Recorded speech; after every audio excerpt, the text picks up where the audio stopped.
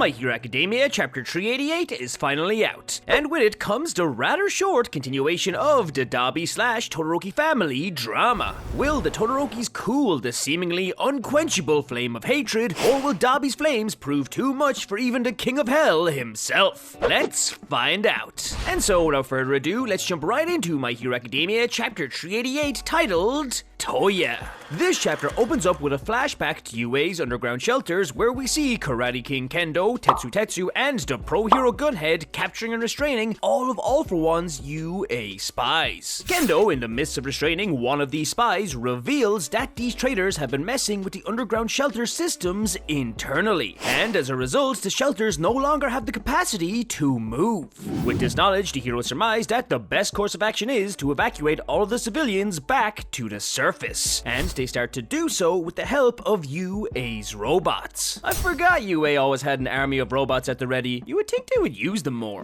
But anyways, upon reaching the surface, the civilians expecting to be greeted by safety are instead greeted with the terrifying sight and feeling of Dabi's flaming heat sphere, created by the insane amount of heat he is producing. Just imagine how terrifying it would be to step on the surface and the first thing you see is a giant ball of fire that's not the sun. That's gotta be horrifying. And the heroes would agree, as in seeing the flaming sphere themselves, quickly order all of the civilians to look away from the heat sphere and to start making their way away from it. And of course, all of the civilians do. All of them except for Rei Todoroki, who, upon seeing the flame ball, tells Natsu to look after his sister before hopping on one of the UA robots, which have been programmed to obey any order given to them by a human, and she commands it to bring her to the source of the heat sphere. You know, having robots to obey every order given to them by a human is a risky programming detail when you think about it. Someone could be like, kill all humans, and we would have a Terminator situation on our hands. And speaking of Terminator, as we see the robot giving a T-800 thumbs up while melting under the heat of the flames, it's here where the story cuts right back to where the last chapter left off,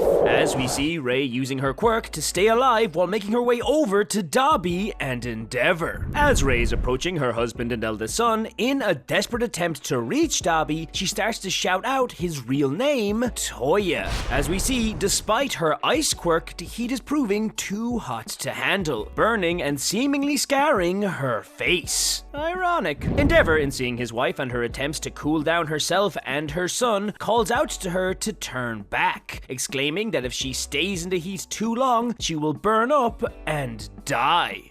But in response to this exclamation, Rei, now being roasted alive, I mean just look at those burn marks, yells back at Endeavor that the same goes for him and her son. Dabi, or at least what remains of him, noticing his mother is here for the first time, starts to talk, mumbling the word, Mom.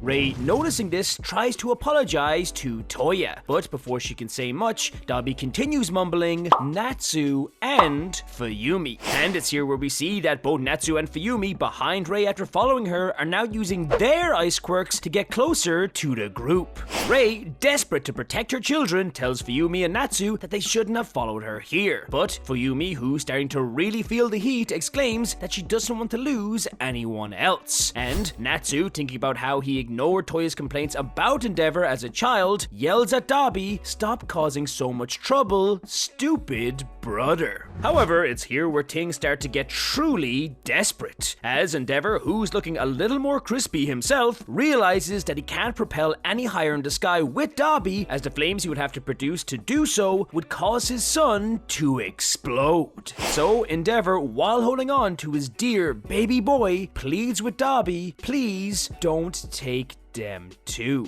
As the story cuts to what I believe is Dabi's hallucination of the situation, where we see the Todoroki family, bar Shoto might I add, all gathered around a grown-up and unscarred Toya wearing Dabi's jacket. And that's it for chapter 388. If you like this video, don't forget to leave a like. For more content like this, subscribe to the Lunchtime crew. Thank you so much for watching, and I'll see you in the next video. Plus Ultra.